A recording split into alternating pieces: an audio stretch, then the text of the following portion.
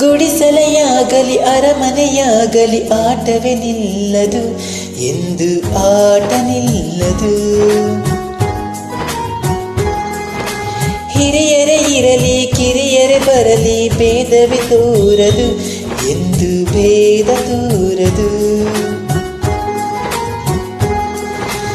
ಎಲ್ಲ ಇದ್ದು ಏನು ಇಲ್ಲದ ಹಾಗೆ ಬದುಕಿರುವ, ಆಕಾಶ ನೋಡದ ಕೈಯ ನೆನೆದು ಪ್ರೀತಿ ಹಂಚಿರುವ, ಜೊತೆಗಿರು ನೀನು ಅಪ್ಪನ ಹಾಗೆ, ಹಣ್ಣೆಲೆ ಕಾಯೋ ವಿನಯದ ಹೀಗೆ.